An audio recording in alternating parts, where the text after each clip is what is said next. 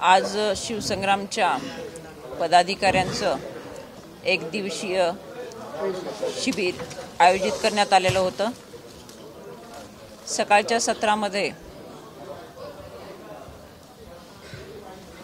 Social मीडियाचा वापर यावरती पदाधिकाऱ्यांशी चर्चा मार्गदर्शन करण्यात आलं। त्याच्यानंतर संघटनात्मक बांधणी आणि आगामी काळातील भूमिका यावर सखोल चर्चा आणि विचारविमर्श करण्यात आला। शिवसंग्राम ही सामाजिक संघटना विनायकराव मेटे साहेबांनी स्थापन केलेली होती, हे आपणा सर्वांना माहिती आहे।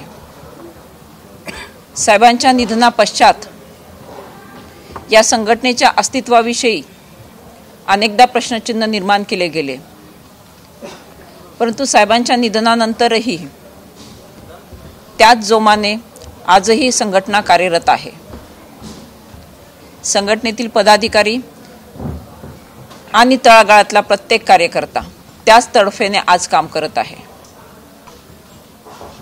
राज्यातील अनेक जिल्ह्यांमध्ये शिवसंग्राम आपला प्रभाव आजही कायम राखून आहे।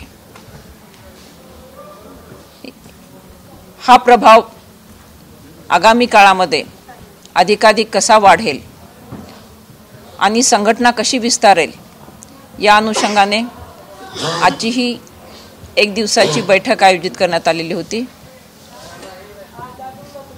पुढच्या काळातील संघटनेची वाटचाल आणि दिशा याबद्दल प्रदेशाध्यक्षांनी उपस्थित सर्व पदाधिकाऱ्यांना विस्तृत मार्गदर्शनही केलेलं आहे।